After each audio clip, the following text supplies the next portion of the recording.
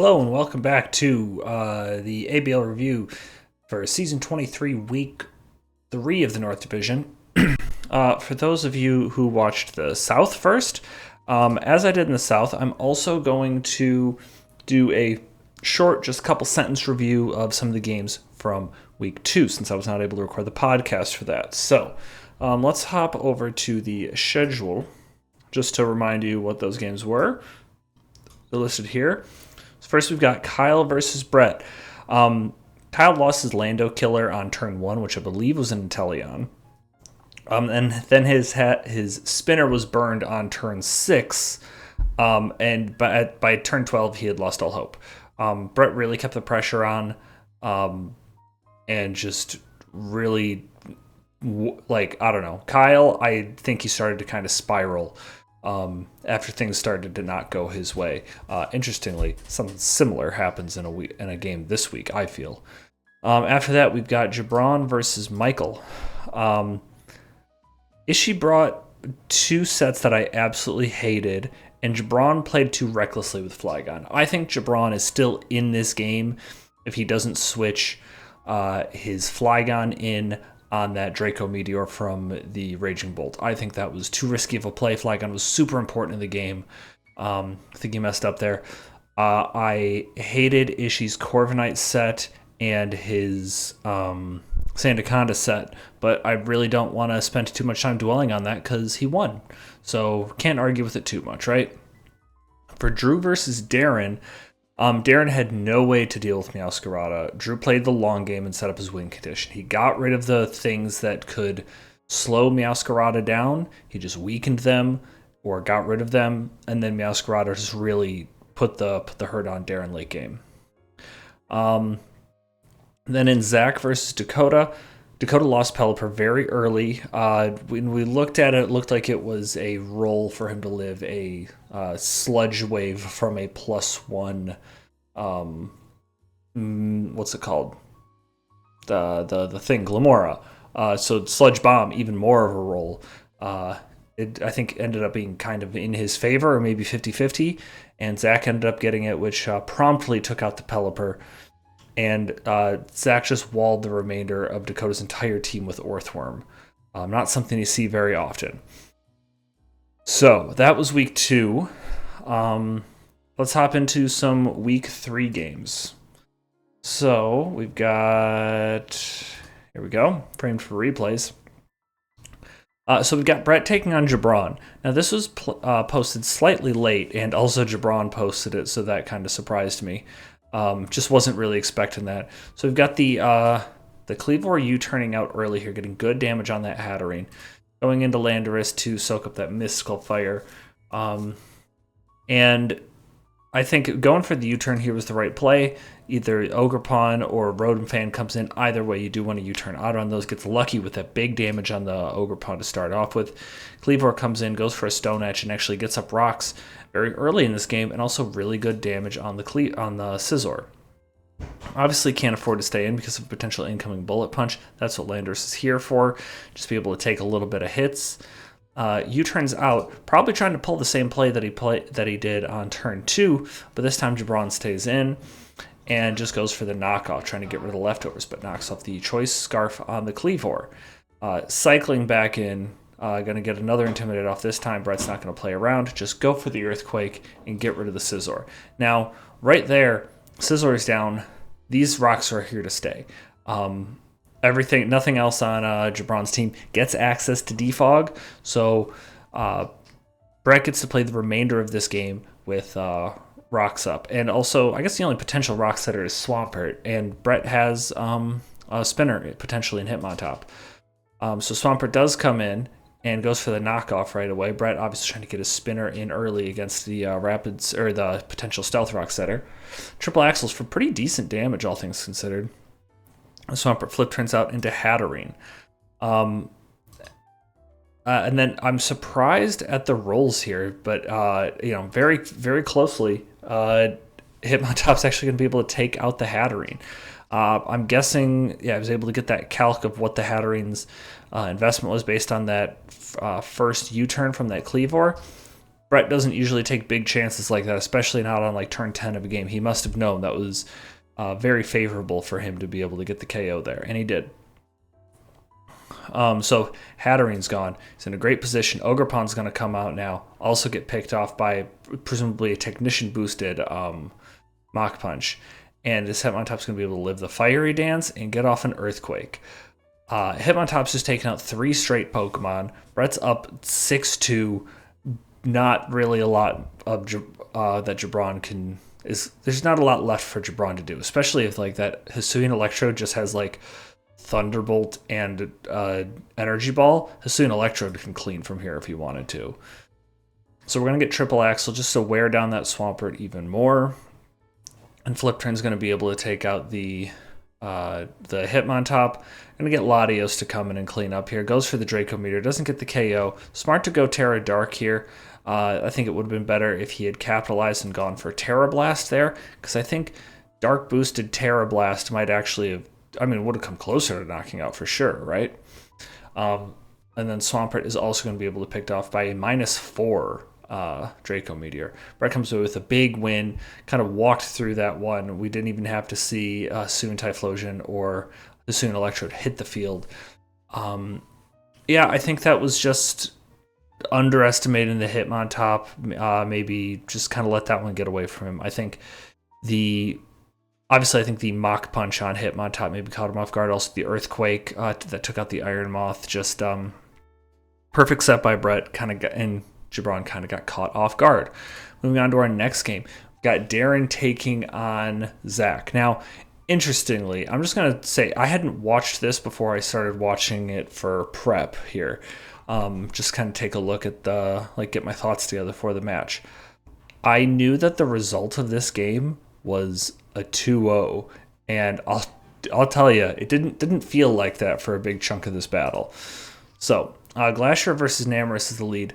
Really surprised at the Terra Water here. I don't really get what that was about. I don't know. I'm not sure why he Terra Watered so early. And also against the Enamorous, because I don't, outside of like Focus Blast, I guess if it were to have it, not much you really need to take on. I don't know. That just seems like a surprising early Terra to me. He does eat a Will-O-Wisp early on. Pretty unfortunate. Probably not something I endorse risking there. As now this Glacier is pretty well neutered. Even these super effective Terra Blasts on the Moltres aren't really turning out for him here.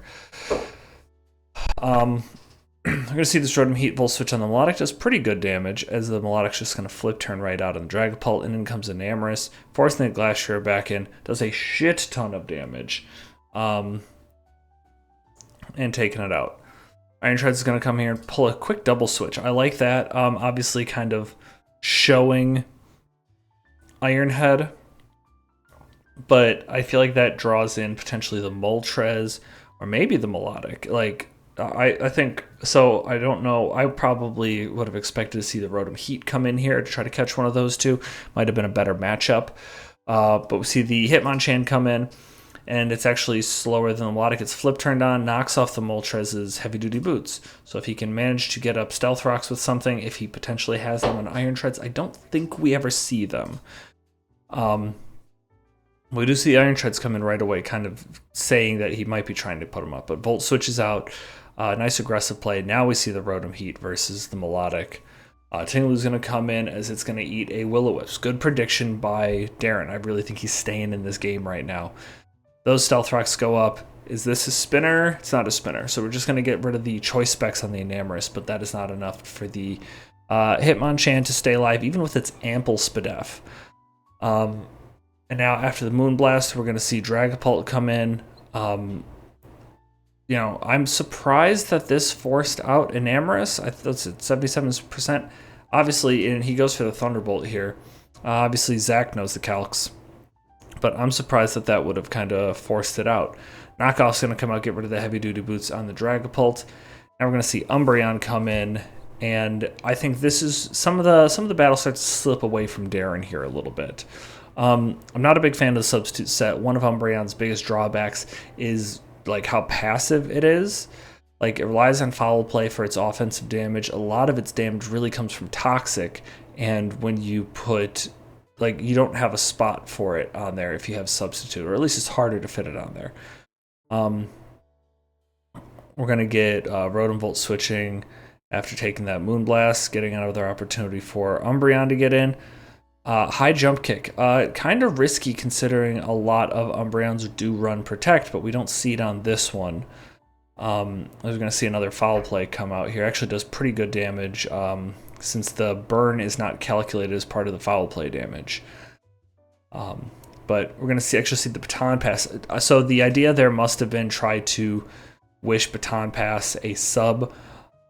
I don't know. There's been a lot of discussion about baton passing stuff. I don't think baton passing subs is a problem really at all.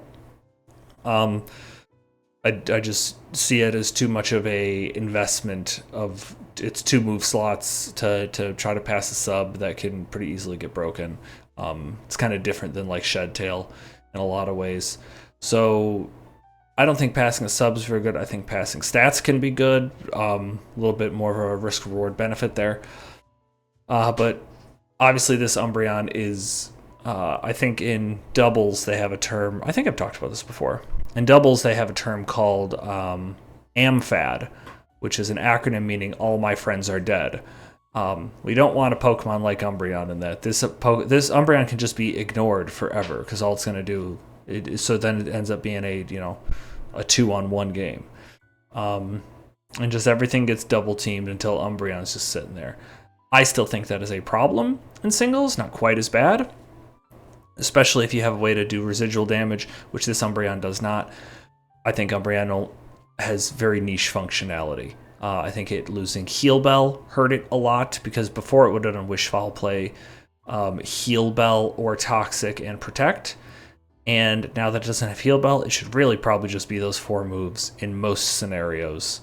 Some notwithstanding. But I don't know. Umbreon I'm lower on than I used to be just because it lost some utility, but I do think it still has a lot of play, especially considering the fact that it is one of the few evolution, especially bulky ones, that gets toxic still. And I think that should be used. Anyways, it manages to pass a wish to the Dragapult here. Pretty good damage on the Moltres in exchange for just a little U-turn damage. Darren really does a good job of picking up that this is, in fact, Scarf Goldengo. I don't think it's something I would have realized. But the problem is he can't do much switching around this Scarf Goldengo due to the fact that these hazards are up and he needs to find an opportunity to spin. Right now he's down 6-3. So considering the fact that I talked about it at the top there. He ends up winning this, or not winning this game, but losing the game only 2-0. So I think that's pretty impressive. But he does manage to spin away those hazards. And now the job is to try to get him, keep him off the field. Great pain split there to get the Rotom Heat healthy, and does a pretty good chunk to Ting-Lu there. As the rocks do go back up, but he still does have a spinner, and the Ting-Lu is burned. So a great prediction there. Awesome prediction there to be able to Volt Switch in and get in Dragapult and threaten this Melodic. I think that's super awesome. Thunderbolts the Serena even gets a crit, followed up with the burn is enough to get the damage, or get the KO. I guess it didn't matter because he just would have gone for it the next turn. Goldengo's going to come out. Again, Scarf Goldengo goes for the Shadow Ball. Not going to be able to KO Iron Treads, as this time makes a good prediction and goes for the Rock Slide, catching the Moltres. Darren's being pulled back into this battle just because of his great prediction game. He's making really aggressive predictions late in the game, and I think that's important to point out here. I think he made some moveset errors and maybe some tactical moves early on in the game. But he is making the most of what he has right now. He's going to get rid of the rocks there. I did the calcs. I don't know these 2 sets, but based on that rapid spin damage, this looks to possibly be fully defensive Melodic. I thought he should probably go for Earthquake because Earthquake has a chance to KO, but I realize I do think he would have gone for it if he had it. Doesn't have Earthquake, not able to KO the Melodic, but he does get rid of the hazards. This Melodic's going to be trouble for him. He's just going to try to flinch this melodic down as the Scald's going to take out the Iron Treads. Down to his last 2 mons. Volt Switch not enough to take out the melodic, but gets the Dragapult in relatively unscathed, all things considered. The burn is unfortunate, and I'm going to put that Dragapult on a timer, but it's going to be able to pick up another KO here with another crucial crit. I don't think that one mattered. Dragapult's going to go down to the Shadow Ball here. Rotom Heat is just going to now burn. Yeah, he's going to go for the Volt Switch there. That was like a hope and a prayer that Zach made a dumb move and went into an Amorous, right? So, and also doesn't want to go for Overheat because it's going to weaken him. But just going to go for the Overheat on the Ting-Lu here. Throat Chop, just going to start to wear him down a little bit. Second Overheat doesn't actually pick up the KO on Ting-Lu, which is a little bit annoying, but not to worry. He's just going to follow it up with a third Overheat. He's now -6, can't get any weaker. Goldengo's going to come in. I thought it would have been so fucking funny if he crit this Overheat here and KO'd the Goldengo, but not the case. Comes away with a very competitive late game there. Made Zach work for it. Got him down to a 2-0. So I think good job to both guys. I think Zach played immaculately as usual. Got caught on a couple of like hard predictions from a player who's playing from behind. I think this is a good example of somebody who plays from behind and makes the right risks. I don't think he was never playing to a choke, because I don't think he was in position to play to a choke just yet. I think that Volt Switch on, actually I guess the Volt Switch on turn 44 might be considered playing to a choke, right? Try to like catch the Enamorous there on the switch in, get a free KO, force the, like, then I think you still end up in the Goldengo situation that you did end up in. But honestly better, because that would have been one less round of leftovers recovery for the Ting-Lu. But overall, I think he played admirably. Well done. Both of them did. We can move on to our next game, which is we got Ishii versus Kyle. You know what, Kyle? I'm gonna say right off the bat, Kyle makes a lot of team building mistakes in this, and it gets pointed out. It gets a spotlight shined on it right away, and some of you can already probably see the mistake with his team that he's made. Let's get into it. We got Vespiquen leading off against Incineroar, and we immediately, our Believer comes in as Toxic Spikes go up. So, has anybody noticed the problem? Kyle has no hazard clearing. Sure, you probably don't look at Ishii's team as constructed and think, oh, this is a team where hazard is going to be a problem. But Vespiquen does get spikes and toxic spikes, and I think you either need to be, have some heavy duty boot users, or you need to have some way to clear hazards. And Kyle doesn't have it, and they start to get stacked up real fast. Crit Terra Blast coming out early is nice, right? But overall, like, I wish the spikes had showed up. But Kyle's team is going to start to get shredded. And also, you see the Stealth Rocks go up. Ishii knows those are there to stay. That damage on Metagross is absolutely worth it, considering that he just got those hazards up. He's going to get a lot of mileage out of those Stealth Rocks in this game. And then Kyle's going to go start setting up this the curses on Registeel. I don't think I'm a huge fan of this set. We'll kind of see why later. I don't think he's got... no, Registeel can't Terror. That would be busted. So, it's doing its job pretty well, because it's able to take on Scrafty, which has super effective moves against it, and it's actually able to KO the Scrafty. But what it did do is it wasted a bunch of turns while Vespiquen set up a bunch of layers of spikes, and now he has to deal with those the rest of the game. And he can't even stick around because he did have to switch out because Chandelure's coming in, and that'll force Registeel out. Now, this is an important point in the game. It doesn't become important until later, but it is totally worth noting that Kyle got some bad luck here. Because he manages to live this flamethrower, but he misses the Thunder Wave. Chandelure being paralyzed would have come in. I mean, it's hard to say because, it's so many steps down the road, but late in the game, Chandelure does outspeed something that it wouldn't have if it wasn't paralyzed. So, crucial to note, right? And then we're going to see Screamtail drop to the Toxic. But Lycanroc comes out, also not wearing boots. Puts it in a tough spot here. Going to see a Crunch come out, KO the Metagross. And now we're going to see Sableye come in. I am so torn on Ishii's use of Sableye this season. Because this is also...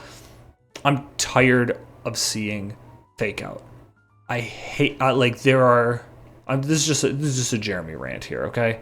Don't take this with as much salt as you want, because I am salty about it. I don't think Fake Out is a good move in singles. I would say there's two uses for Fake Out in singles, and they're both very niche. And unfortunately, to my own chagrin, Ishii's using it right in one of the niche situations here, right?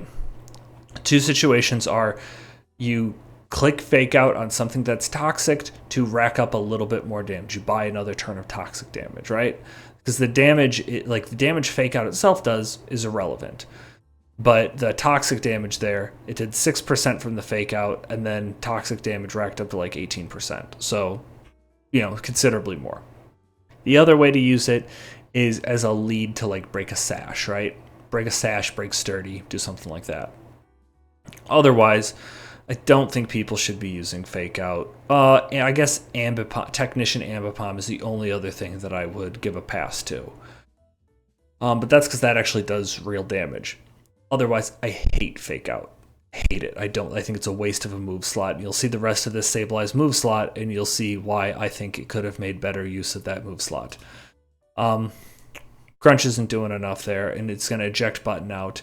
That's the other thing that is frustrating me with it's frustrating me because I think it goes against kind of typical Pokemon practices, and I'm a basic bitch. I like a lot of I think things are standard practices because they are effective, and I don't feel like screens without Light Clay is an effective practice. I don't think eject button and screens is a good combo, personally. But that's just me, okay? I'm especially being proven wrong because Ishii's thriving by bucking the trends here, right? So decides to Rapid Spin, decides to trade the Blastoise to get rid of rocks in front of the Arboliva. Turns out to be a good trade for him. Now we're going to see the Sableye come in and go for... so this is Will-O-Wisp, Fake Out, Reflect, and I believe we see Light Screen come up after this.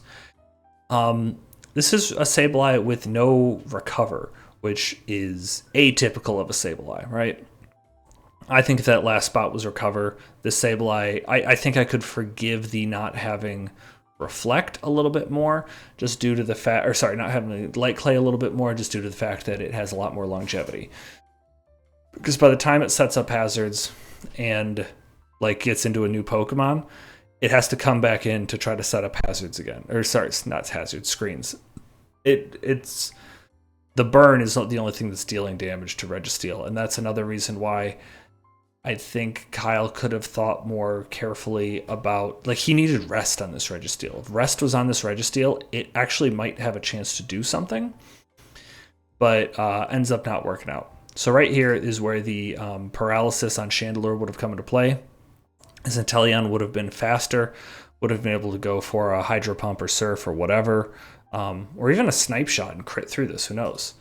And maybe get the KO, or Dark Pulse and flinch it once, and then do a flinch, a Paraflinch chance to try to get the Light Screen down, because it does drop right there, right?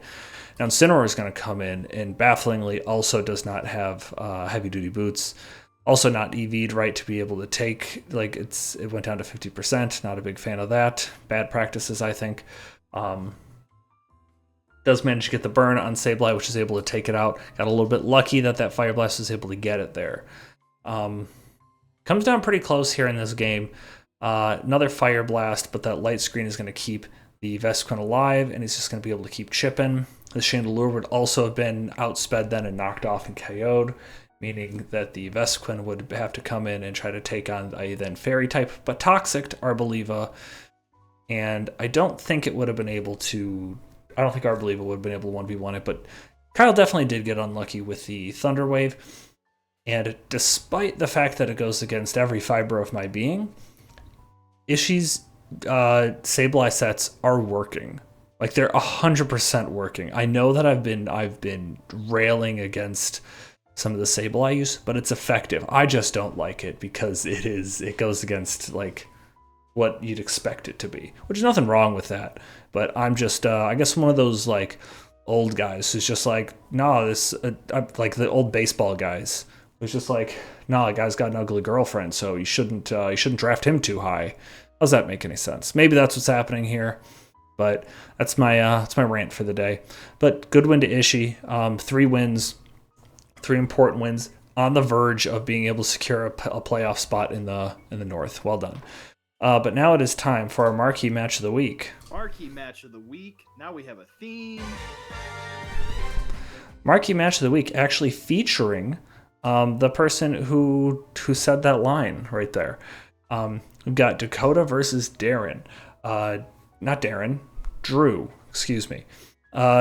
Drew coming off a very good season, had a win versus Zach early in the season, trying to keep up that momentum. Dakota bringing his Rain team sans Rain, and we'll see how this works out for him. So we got the Zapdos lead versus the Meowscarada, triple axle, bold move to go for that, right? Okay, so I feel like, especially over the past like 3 seasons, we've seen a lot of Meowscarada versus Zapdos, and since Meowscarada got access to triple axle, it's like, oh man, it can work pretty well against Zapdos if Zapdos is A, pressure, or B, Meowscarada's protective pads. And we see why, because it immediately gets paralyzed. Does manage to get the KO on Zapdos turn 1, but Mamoswine's able to come out and pick up the KO with a Heavy Slam. I think it's a really good, smart tech on Dakota's part to have Heavy Slam on that, because otherwise wouldn't have been able to pick up the KO against Meowscarada with a traditional moveset. Our Chaladon's going to come in as Iron Crown. Bad luck for Darren as he actually misses the Focus Blast. He catches the follow-up one. Like on the switch-in, because we'll actually see it later. Sucks that he had to go for 2 Focus Blasts there. Because he could have... this Archaladon could have been taken care of. So, unfortunate luck for Drew there. I'm not going to say bad luck on his part for the static parrot. Like, he should have gotten static parrot. It was on the first one, sure, but I mean, he should have gotten static parrot on that triple axle. Maybe he saw it as a effective trade. I don't know how he valued that, but I think that was that one's not luck. This is bad luck for him to miss the Focus Blast for sure. Tornadus is going to come out, and this is also bad luck because this happens to be Defiant Tornadus, and it's got physical moves, so it's really unfortunate that this is the Focus Blast he hits, and it gets the 10% chance to drop the Spadef, which increases the attack. It doubles the attack from Tornadus. Means this Magmortar takes a shit ton of damage, but gets the Flame Body boost. In the first 6 turns, there is so much like just general hacks. We have the static pair. I think he even got a crit out of those triple axles. And then we follow it up with a missed Focus Blast, and a Focus Blast hit with a Spadef drop, and now a Flame Body burn. It's been crazy these first few turns. Follows it up with another knockoff. Now, taking advantage of that attack boost while it's there, he's going to do the same thing to this Appleton. Just get rid of that Citrus Berry, which I think is super interesting. That he was Citrus Berry, because I don't know if he's trying to take advantage of the Ripen or the Gluttony. I think that's really interesting. But also we see the Reflect come up. More screens without Light Clay. Another thing I hate. I think I am an old baseball guy at this point. Leech Seed comes out. Unfortunate miss there, as Dakota's gonna take the opportunity to get up the spikes. He's gonna go ahead and spin away the Leech Seeds. I feel like probably not the most effective use of that turn, but does end up working out because he does manage to get up all 3 layers of spikes. Probably, and I guess he wouldn't have if he hadn't spun away the Leech Seeds. At this point, you can't see him, but he's got 3 layers of spikes up. There's no hazard clearing on Drew's side, which I feel like I've talked about a lot this week. I think people should take it as a hint about how you should value hazard clearing. I think I harped on it way too much in the draft recap, and turns out that it's kind of coming to fruition here. Tornadus is going to come out, get leech seeded, but not really a big deal. He's going to bring in the Mamoswine on the reflect, still does a ton of damage through the reflect, and Mamoswine is then going to pick up the KO on the Appleton. Quillfish is going to come in, take a bunch of damage from the spikes. Dakota's going to keep saving that Mamoswine. Drew's going to try to even up the field here and get spikes on his side of the field. We're going to see this Iron Crown come up, which I believe is Specs. That does a pretty good amount of damage. Able to take out the Archalodon with the Tachyon Cutter. And here's the issue with the hazard clearing there is he had to keep he's lost at this point because he doesn't have what he needs, because he needs Tornadus to miss the heat wave, right? Because if Tornadus misses the heat wave, or then he could have even gone for knockoff, I guess. But if he misses the heat wave, then the Tachyon Cutter KOs the Tornadus. Tachyon Cutter can KO maybe can KO the Florges, come pretty close. He's still maybe out of range of the. Oh, I think Mamoswine. How many spikes are up? Is it just 2 spikes on his side? Quillfish, yeah. Mamoswine barely, I think, lives. I think it takes 18% and would have lived the next round of spikes. Florges would have come in, taken a bunch of damage, and then Galvantula could come in, maybe clean up with Thunder. So, I guess what I'm saying is, I think he did the right move to stay in here and go for the Tachyon Cutter again. 324, 353. So this is definitely faster. Dakota obviously EV'd it to be faster. I think he should have gone for the knockoff, much safer, because if he had that 10% chance to miss that heat wave, then he loses the battle. I'm quite certain. Because Drew couldn't switch out this Iron Crown because it was at 26%. Would have come back in at 1%, which can do the things it needs to do other than live a Ice Shard from Mamoswine. Because he really needs to KO the Florges. But the Heat Wave here takes out the Iron Crown. Galvantula's going to come in. Missed the Heat Wave there. Go for the move he needed to go for in Bug Buzz. But that's obviously not going to be able to take out the Florges. And Dakota comes away with the win with a Florges KO on the final turn. Really good battle, really close battle. I think that the North has been incredibly unpredictable this season. I think because we've seen Drew, Zach, and Brett, 3 kind of of the elite players from the past few seasons, get losses pretty early. I don't think we have any undefeated teams in the North right now. Let's check real quick the standings. Actually, yeah, we do. I forgot. We have Ishii, somebody who just came up from the South. So I would definitely say unpredictable. It's been really exciting so far. No transactions. Oh, geez, come on, reframe. No transactions to talk about from the North gang here. But let's head over and take a look at what we got going on next week. Got Kyle taking on Zach, very exciting. Brett versus Dakota. Dakota's been on a bit of a roll here.